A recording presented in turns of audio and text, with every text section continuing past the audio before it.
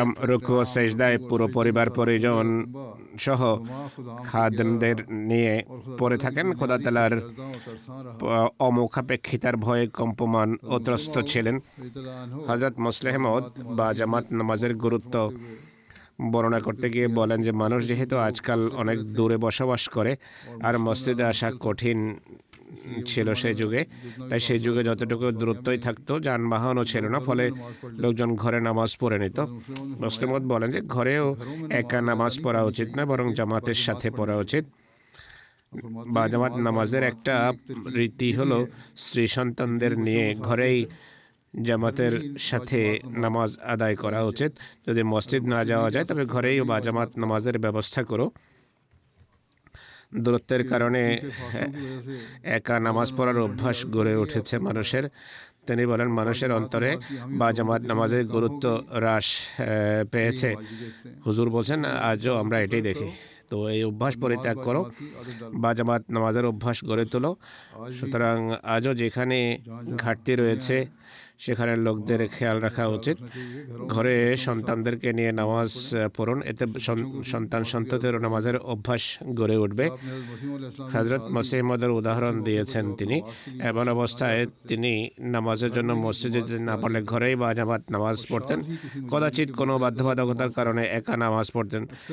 বেশিরভাগ সময় আমাদের মাকে সাথে নিয়ে জামাত করে নিতেন এবং মায়ের সাথে অন্যান্য মহিলারাও শামিল হয়ে যেতেন। হযরত সৈয়দ জয়নুল আবেদিন ওলিউল্লাহ শাহ সাহেবের একটি রওয়ায়াত রয়েছে। তিনি বলেন 1935 সনে আমি সিয়ালকোট গিয়েছিলাম। সেখানে আমার সাক্ষাৎ এক অতি বৃদ্ধা মহিলা মায়ে হায়াত বিবির সাথে হয়, যিনি ফজলউদ্দিন সাহেবের কন্যা ছিলেন এবং হাফেজ মোহাম্মদ শফি সাহেবের শ্রদ্ধেয়া মা ছিলেন। তার সাথে সাক্ষাতের সুযোগ হয়। মায়ে সাহেবা তার ঘরের চৌকাঠে বসেছিলেন। আমরা তাকে চিনতে পারিনি, কিন্তু তিনি আমাদের চিনতে পেরেছেন। আসসালামু আলাইকুম বলেন, একই সাথে বলেন যে এদিকে আসুন। মায়ে সাহেবের বয়স ছিল তখন 105 বছর। তিনি বলেন সিপাহী বিদ্রোহের যুগে সেখানে বিশৃঙ্খলা দেখা দিয়েছিল। তিনি তার বয়সের কথা বলছেন। অফিস আদালতে আগুন লাগিয়ে দেওয়া হয়েছিল, তখন আমি যুবতী ছিলাম। আলোচনাকালে মাই সাহেবা বলেন যে হযরত মসিহ মউদ আলাইহিস সালামকে আমি সেই যুগ থেকেই জানি, যখন তিনি প্রথম সিয়ালকোট এসেছিলেন এবং এখানে চাকরির সুবাদে অবস্থান করছিলেন।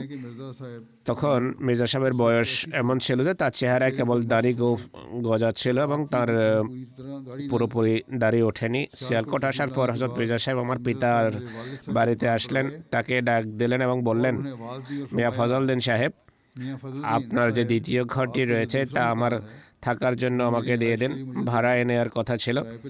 আমার পিতা দরজা খুললেন, তিনি ভিতরে আসলেন। পানি, খাট, জায়নামাজ ইত্যাদি রাখা হলো। মির্জা সাহেবের জিনিসপত্র সাথে রাখলেন।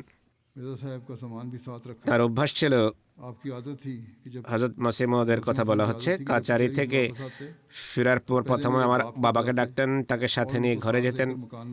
মির্জা সাহেবের ওঠা বসা বা সখ্যতা বেশিরভাগ আমার বাবার সাথে ছিল। আমাদের ঘরেই তার খাবার রান্না করা হতো। আমার পিতাই মির্জা সাহেবকে খাবার পৌঁছে দিতেন।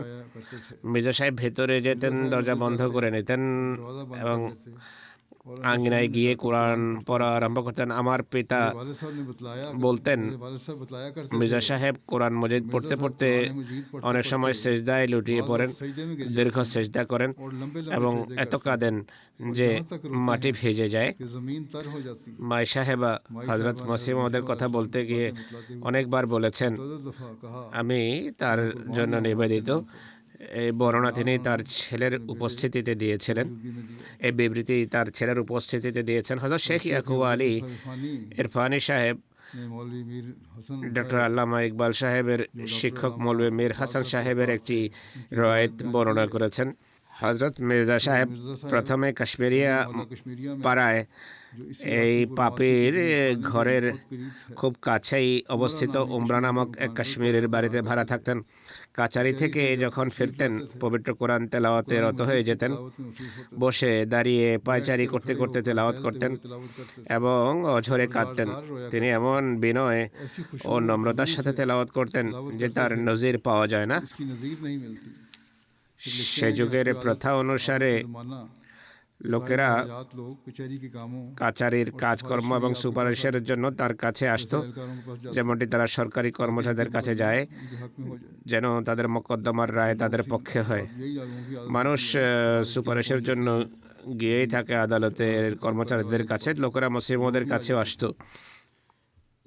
এটি তো মানুষের অভ্যাস। तो लिखते हैं कि इसी उम्र ঘরের মালিকের বড় ভাই ফজলউদ্দিন সাহেব ছিলেন, যাকে उमूमी तौर पर পাড়ায় সাধারণত সম্মানের দৃষ্টিতে দেখা হতো।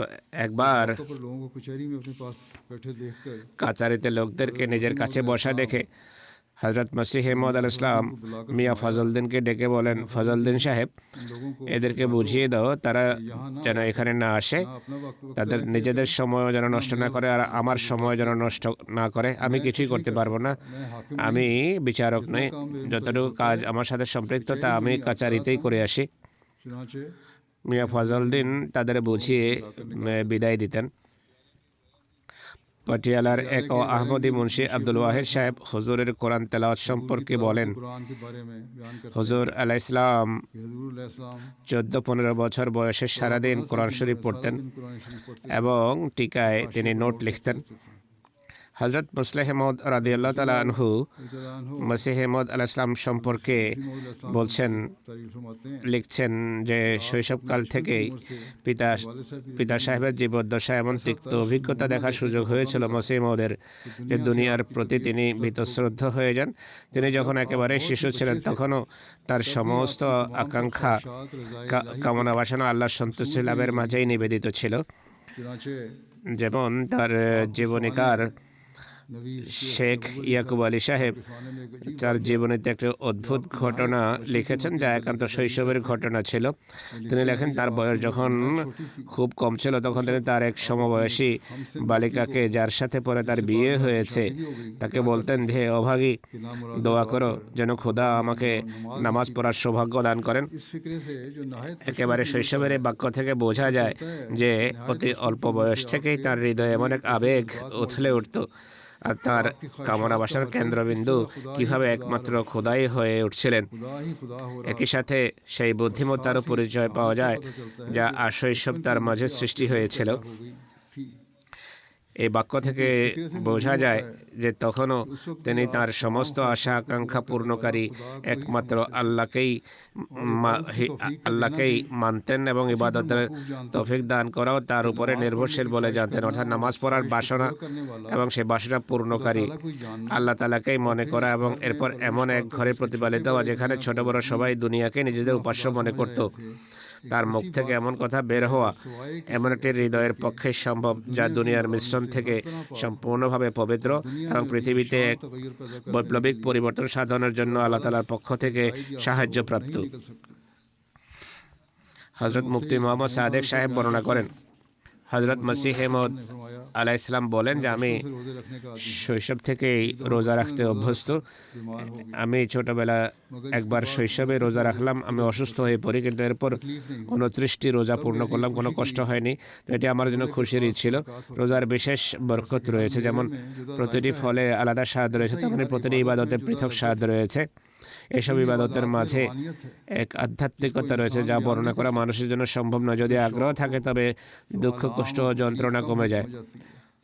चाहिए कि इबादत में इंसान ইবাদতের সময় মানুষের रकीक होकर আত্মা অত্যন্ত বিগলিত হয়ে পানির মতো প্রবাহিত হয়ে খোদার সাথে গিয়ে মিলিত হওয়া উচিত।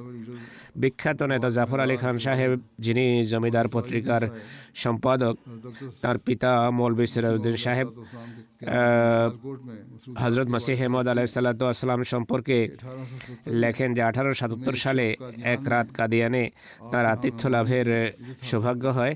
সেই দিনে সেই যুগেও তিনি ইবাদত ও আল্লাহ তাআলার স্মরণে এতটা নিমগ্ন ছিলেন যে মেহমানদের সাথেও খুব কমই কথা বলতেন। হযরত মির্জা বশির আহমদ সাহেব আরও একটি রওয়ায়াত বর্ণনা করেছেন। হযরত ভাই আব্দুর রহমান কাদিয়ানি এটি বর্ণনা করেছেন যে 1900 সালের ঈদুল আজহার একদিন পূর্বে জাহজের দিন ছিল। हज का दिन হযরত মসিহ মউদ আলাইহিস সালাম হযরত মৌলভী নুরউদ্দিন সাহেব খলিফা আউয়ালকে বলেন, अव्वल को कहा আমি হজের এই দিনটি বিশেষ দোয়ায় কাটাতে চাই, তাই যেসব বন্ধু দোয়ার আবেদন করতে চায় की दरख्वास्त আপনি তাদের নাম নিয়ে তালিকা তৈরি করে আমার কাছে পাঠিয়ে দিন। হযরত ভাই সাহেব বর্ণনা করেন, সেদিন হযরত মৌলভী নুরউদ্দিন সাহেবের মাধ্যমে হযরত মসিহ মউদ আলাইহিস সালামের সকাশে मसीह मौद দোয়ার প্রচুর আবেদনপত্র পৌঁছায় এবং কতিপয় সাহাবী সরাসরিও দোয়ার আবেদন লিখে হুজুরের কাছে পাঠিয়েছেন। भिजवाई। যেহেতু সেই যুগে ঈদের সময় বাইরের স্থানগুলো থেকে অনেক বন্ধু ঈদ পড়ার জন্য এবং হজরত মসিহ মউদের সাক্ষাতে ধন্য হওয়ার জন্য কাদিয়ান চলে আসতেন। তারাও এই অদৃশ্য প্রেরণায় সামিল হয়ে গেলেন। আর এই দিনটি কাদিয়ানি বিশেষ দোয়া, অসাধারণ বিনয়, দোয়া, ইবাদত, প্রার্থনা এবং মহান বরকতের মধ্য দিয়ে অতিবাহিত হয়। মসিহ মউদ আলাইহিস সালাম বা জামাত নামাজের জন্য তার হৃদয়ে যেই আকুল প্রেরণা ছিল তা বর্ণনা করতে গিয়ে এক বৈঠকে বলেন, আমার মাথার অবস্থা আজও ভালো নয়, মাথা ঘোরার কষ্ট ছিল। জামাতের যখন সময় হয়, অর্থাৎ বা জামাত নামাজের যখন সময় হয়, তখন মনে হয় যে সবাই সকলে বা জামাত নামাজ পড়বে, আমি সামিল হতে পারবো না। তখন আমার আক্ষেপ হয়, তাই আমি কষ্ট করে কোনোভাবে মসজিদে চলে এসেছি। চেষ্টা করে, তিনি বলেন, চেষ্টা করে কোনো না কোনোভাবে আমি মসজিদে এসে যাই। একবার নয়, অনেকবার এমনটি হতো, আজও তাই হয়েছে। অসুস্থতার দিনেও তিনি বা জামাত নামাজ পড়ার চেষ্টা করতেন। হজরত মৌলভী আব্দুল করিম সিয়ালকোটি সাহেব লিখছেন,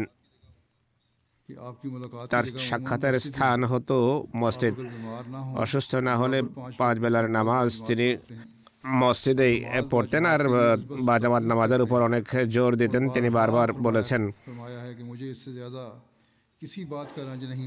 জামাতের সাথে নামাজ না পড়া হলে আমি যতটা দুঃখ পাই, অন্য কোনো বিষয়ে আমি তত দুঃখ পাই না। মৌলভী সাহেব আরও লেখেন, মনে আছে যেসব দিনে মানুষের আসা যাওয়ার কম ছিল, তিনি বড় আকাঙ্ক্ষা প্রকাশ করতেন যে হায় যদি আমাদের নিজস্ব একটি জামাত হতো যাদের সাথে মিলে 5 বেলার নামাজ পড়া যেত। তিনি বলতেন, আমি দোয়ায় রত আছি, আশা করি আল্লাহ তাআলা আমার দোয়া কবুল করবেন। তিনি লিখছেন যে আজ খোদার কৃপা, মৌলভী সাহেব যখন এটি লিখছেন সেই সময়কার কথা, যে আজকে খোদার এহসান, কৃপা যে নামাজির 80-90 জন নামাজি এখানে সমবেত হয়। আর এখন তো হুজুর বলছেন আল্লাহর কৃপায় প্রতিটি দেশে আমাদের মসজিদ আছে, তাই আমাদের চেষ্টা করা উচিত যেন আমরা মসজিদগুলো আবাদ করি, 5 বেলার নামাজ যেন আমরা মসজিদে গিয়ে পড়ি। চেষ্টা করে প্রতিটি নামাজ জামাতের সাথে আদায় করা উচিত আমাদের। মৌলভী সাহেব লিখছেন যে নামাজ আদায়ের পর তিনি তাৎক্ষণিকভাবে ভেতরে চলে যেতেন, লেখালেখির কাজে ব্যস্ত হয়ে পড়তেন। মাগরিবের নামাজের পর তিনি মসজিদে বসে থাকতেন, বন্ধুদের সাথে মিলে সেখানেই খাবার খেতেন এবং এশা নামাজ পড়ে ভেতরে যেতেন। হযরত আব্দুস সাত্তার সাহেব বলেন, হযরত সাহেবের দাবির পূর্বে যখন ছোট মসজিদ অর্থাৎ মসজিদ মুবারক নির্মিত হয়, মসিহ মউদ আলাইহিস সালাম সেখানে জোহর, আসর ও মাগরিব এশা নামাজ পড়াতেন। আমরা 3 জন লোক মাত্র তার সাথে নামাজ পড়তাম, মিয়া গোলাপ, আব্দুস সাত্তার এবং মিয়া জান মোহাম্মদ সাহেব। আমরা ছিলাম মুক্তাদি। হযরত সাহেব যেভাবে নামাজ পড়াতেন সেই রীতি কেমন ছিল আমি জানি, অর্থাৎ প্রতিটি নামাজ সময় মতো পড়তেন, বিনয়, নম্রতা ও কাকুতি মিনতির সাথে পড়তেন। যেভাবে কেউ পিতামাতার সামনে কেঁদে কেঁদে, যেভাবে শিশু কেঁদে কেঁদে পিতামাতার কাছে কিছু চায়, এমন নামাজের প্রভাব আমাদের হৃদয়ে গভীর পড়ত। এটি প্রথম পাঠ যা আমরা পেয়েছি। হুজুর নামাজ শেষে বসতেন, তখন আমরা তার চেহারার দিকে তাকিয়ে থাকতাম, যা ছিল অত্যন্ত জ্যোতির্ময় এবং যা আমাদের হৃদয়কে বিমোহিত করত। পীর সিরাজুল হক নোমানী সাহেব বলেন যে হযরত আকদাস আলাইহিস সালাম যে নামাজ পড়াতেন, সুবহানাল্লাহ সুবহানাল্লাহ, কত চমৎকার এবং নিয়ম মাফিক ও সুন্নত অনুযায়ী পড়াতেন। শত শতবার তাকে উপস্থিত ও গায়েবী জানাজার নামাজ পড়াতে দেখেছি হুজুরকে। একবারকার ঘটনা, মিয়া জান মোহাম্মদ মরহুম মকফুর কাদিয়ানি ইন্তেকাল করেছেন। হযরত মসিহ মাসুম জানাজার সাথে যান। মরহুম তার প্রেমিক ও নিবেদিত প্রাণ সেবকদের অন্তর্ভুক্ত ছিলেন। হযরত আকদাস মসিহ মউদ আলাইহিস সালাতু ওয়াস সালাম মিয়া জান মোহাম্মদকে গভীরভাবে ভালোবাসতেন। হযরত আকদাস আলাইহিস সালাম যতই ব্যস্ত থাকুন না কেন, যখন জান মোহাম্মদ সাহেব আসতেন দেখা করার জন্য, মসিহ মউদ সব কাজ ছেড়ে দিয়ে তার সাথে সাক্ষাৎ করতেন। বস্তুত মরহুমের জানাজা যখন কবরস্থানে যায়, হুজুর তার জানাজা পড়ান আর নিজেই ইমামতি করেন। নামাজে এত দেরি হলো, এত দীর্ঘ সময় লেগে যায় যে আমাদের মুক্তাদিদের দাঁড়িয়ে থাকতে থাকতে পা ব্যথা হওয়া আরম্ভ হয়, হাত বেঁধে রাখতে রাখতে ব্যথা শুরু হয়ে যায়। অন্যদের কথা আমি জানি না, लेकिन मैं अपना আমি নিজের কথা বলছি যে मेरा हाल खड़े দাঁড়িয়ে থাকতে থাকতে আমার অবস্থা খারাপ হয়ে যায়। इतना बिगड़ा আর कभी এ- ऐसा मौका मुझे এমনভাবে খারাপ হয় অবস্থা যা ইতিপূর্বে কখনো হয়নি, কারণ আমরা তো 2 মিনিটেই জানাজার নামাজ শেষ হতে দেখেছি। खत्म होते देखिए এরপর যখন বুঝতে শিখেছি, বুঝলাম যে আসল নামাজ তো এটি। পরে ইবাদতের প্রকৃত উপলব্ধি অর্জন হয়েছে। এরপর मैं मुस्तकिल স্থায়ীভাবে और एक এইভাবে নামাজ পড়া আরম্ভ করি। এক ধরনের স্বাদ এবং আনন্দ जी चाहता था পাই। আর মন চাইতো যে এখন নামাজ আরও দীর্ঘ করা উচিত। অর্থাৎ তিনি তার সঙ্গীদের মাঝে এমন অভ্যাস সৃষ্টি করেছেন, নামাজের এমন স্বাদ পাওয়া তাদেরকে শিখিয়েছেন যে তারাও আনন্দ পেতে লাগলেন। আর এই কথাই তিনি স্বীকার করলেন। জানাজার नमाज जनाजा से फारग हुए নামাজ যখন শেষ হলো, হুজুর বাড়ির দিকে রওনা হলেন। तशरीफ ले चले এক ব্যক্তি বললেন, হুজুর अर्ज किया कि हुजूर নামাজে এত সময় লেগেছে যে আমরা তো ক্লান্ত হয়ে পড়েছি। হুজুরের অবস্থা हुजूर का क्या हाल কেমন? होगा? অর্থাৎ আপনিও নিশ্চয়ই ক্লান্ত হয়ে গেছেন। थक गए होंगे। हज़रत अक़दस अलैहिस्सलाम ने फरमाया হুজুর বলেন, ক্লান্ত হওয়ার সাথে আমাদের কি সম্পর্ক? আমরা তো আল্লাহ তাআলার কাছে দোয়া করছিলাম, इससे इस তার কাছে আল্লাহ তাআলার কাছে মরহুমের জন্য মাগফিরাত বা ক্ষমা চাইছিলাম, ক্ষমা যাচনা করছিলাম। যে চায় जो मांगने से সে কি কখনো ক্লান্ত হয়? যে চাইতে গিয়ে ক্লান্ত হয়ে যায় সে বঞ্চিত থেকে যায়। আমরা और वो देने ভিখারি আর তিনি দাতা, তাই ক্লান্তি কিসের? যার কাছে সামান্য কিছু পাওয়ার আশা থাকে সেখানে सारी डट जाती প্রার্থী নাছোড় বান্দা হয়ে পড়ে থাকে। दियत में तो सारी उम्मीद আর এক খোদার দরবারে তো সব আশাই রয়েছে। তিনি দাতা, তিনি ওয়াহাব, তিনি রহমান, তিনি রহিম, তিনি মালিক, उस पे अजीज है আর এছাড়া তিনি আজিজ বা পরাক্রমশালী। তাই ক্লান্ত হওয়ার প্রশ্নই ওঠে না। আল্লাহ তাআলা আমাদের ওই চিন্তাধারার সাথে নামাজ আদায় করার তৌফিক দান করুন। আমরা তো হযরত মসিহ মউদ আলাইহিস সালামের বয়াত এই অঙ্গীকারের সাথে করেছি যে বা বয়াত করতে গিয়ে এই অঙ্গীকার করেছে নামাজগুলো খোদা রসুলের নির্দেশ মোতাবেক আদায় করব। আল্লাহ তাআলার অনুগ্রহ রাজি স্মরণ করে তার প্রশংসার সাথে তার নামাজ পড়ব। আল্লাহ তাআলা আমাদের এই অঙ্গীকার পালন করার তৌফিক দান করুন। নামাজের পর बाद एक दो जनाजे দু ব্যক্তির গায়েবানা জানাজা পড়াবো। প্রথমটি हम तो शरीफ মাতুর শরীফ সাহেবার, যিনি নারওয়ালের ডেরিয়াওয়ালার মাহমুদ বাট সাহেবের স্ত্রী। গত কিছুদিন পূর্বে 84 বছর বয়সে ইহধাম ত্যাগ করেন। ইন্না লিল্লাহি ওয়া ইন্না ইলাইহি রাজিউন। তিনি ওসিয়ত করেছিলেন। মসিহ ইসলামের সাহাবী হযরত মৌলভী ওমরউদ্দিন সাহেব রাদিয়াল্লাহু আনহুর তিনি কন্যা ছিলেন, যিনি গুজরাতের শাদিওয়ালে বসবাস করতেন। তিনি নিজের একটি স্বপ্নের ভিত্তিতে 1903 সনে মসিহ মউদের জেহলম সফরের সময় তার পবিত্র হাতে বয়াত করার সৌভাগ্য পেয়েছেন। उस्मान তার উত্তরাধিকারীদের মাঝে তার স্বামী ছাড়াও 6 ছেলে এবং 5 মেয়ে এবং নাতনি রয়েছেন। তার এক ছেলে আসিফ মাহমুদ বাট সাহেব आसिफ महमूद দারুসালাম তানজানিয়ায় জামাতের মুরব্বী হিসাবে কাজ করছেন। और কর্মক্ষেত্রে থাকার কারণে মায়ের জানাজা ও দাফন কাফনে তিনি অংশ নিতে পারেননি। তার এক নাতি ওসামা বাটও এখানে জামাতের মুরব্বী। একইভাবে তার এক জামাতাও জামাতের মুরব্বী। এটি ওয়াকফি জিন্দেগি পরিবার। তার ছেলে মুরব্বী সিলসিলা আসিফ আহমদ বাট সাহেব লিখছেন लिखते हैं যে তিনি বহু গুণের অধিকারী ছিলেন। खूबियों की मालिक थे সবচেয়ে উল্লেখযোগ্য বৈশিষ্ট্য ছিল তাল্লুক বিল্লাহ বা আল্লাহর সাথে সম্পর্ক। সত্য স্বপ্ন দেখতেন যা স্পষ্টভাবে পূর্ণ হতো। পবিত্র কোরআনের সাথে তার অসীম ভালোবাসা ছিল, जो अपने वालिद जो যা उन्हें তিনি তার বুজুর্গ পিতার কাছ থেকে পেয়েছিলেন। हर रोज फजर के बाद প্রতিদিন ফজরের পর পাড়ার আহমদী ও আহমদীদের ছেলে মেয়েদের তিনি পবিত্র কোরআন পড়াতেন। পবিত্র কোরআন তেলাওয়াত করা ও শোনা তার খুবই পছন্দ ছিল। पसंद था। আমার কাছেও তিনি শুনতেন। যদি কোথাও আমি থেমে যেতাম, कहीं मैं रुक जाता বেশি বয়সেও कहते मैं देख लेता আমি দেখতাম যে তার মুখস্থ আছে কিনা।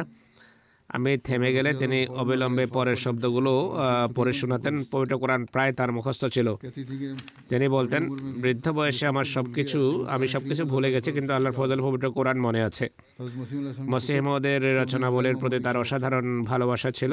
সবসময় কোনো না কোনো বই পড়তেন। একইভাবে इसी तरह দুরে সমিন, रस्मीन का কালামে মাহমুদ, খলিফাত মসিহ রাবের কাব্য বা কবিতার বইগুলোর সাথে তার গভীর সম্পর্ক ছিল। অধিকাংশ কবিতা তার মুখস্থ ছিল। इनके তার জামাতা মুরব্বী সিলসিলা, তার নাম হলো মাসুদ সাহেব। कहते हैं मैं তিনি कादियान বলছেন, আমি যখন কাদিয়ান গেলাম, तो मुझे उन्होंने তিনি আমাকে বললেন সেখানে বেশি বেশি পায়ে হেঁটে চলবে, क्योंकि वहाँ की गलियों में কারণ সেখানকার অলিগলিতে মসিম ইসলাম চলাফেরা করতেন, হেঁটে বেড়াতেন। আল্লাহ তাআলা তার সাথে মাগফিরাত ও রহমতের আচরণ করুন, তার সন্তানদের পক্ষে তার দোয়াগুলো গৃহীত হোক। দ্বিতীয় জানাজা হলো লাহোরের শেখ বশির আহমদ সাহেবের। তিনিও वो जी गुज़िश्ता दिनों সম্প্রতি 97 বছর বয়সে ইহধাম ত্যাগ করেছেন। ইন্না লিল্লাহি ওয়া ইন্না ইলাইহি রাজিউন। আল্লাহর কৃপায় তিনি মুসি ছিলেন। से मूसी थे।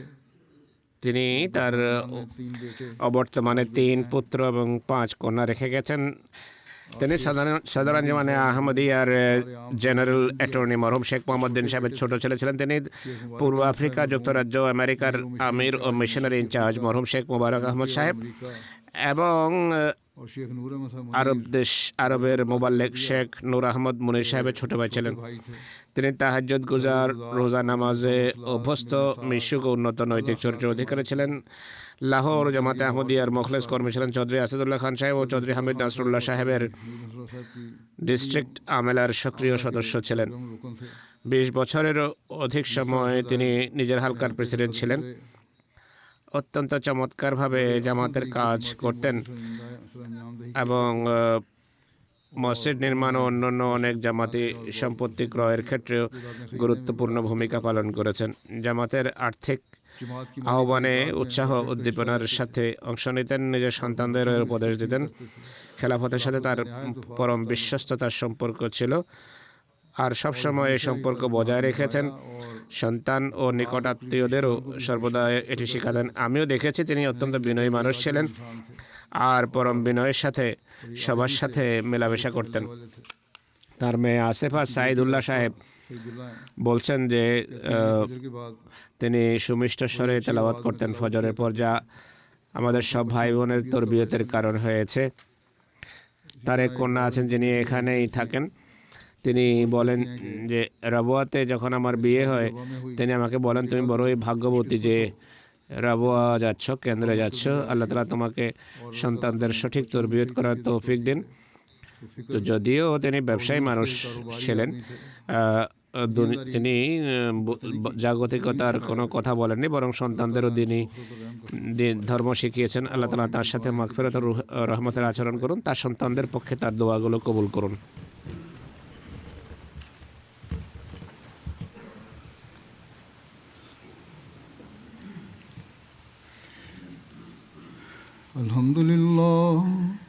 الحمد لله نحمده ونستعينه ونستغفره ونؤمن به ونتوكل عليه ونعوذ بالله من شرور أنفسنا ومن سيئات أعمالنا من يهده الله فلا مضل له ومن يضلله فلا هادي له ونشهد أن لا إله إلا الله ونشهد أن محمدا عبده ورسوله عباد الله رحمكم الله إن الله يأمر بالعدل والإحسان وإيتاء ذي القربى وينهى عن الفحشاء والمنكر والبغي يعظكم لعلكم تذكرون اذكروا الله يذكركم وادعوه يستجب لكم ولذكر الله أكبر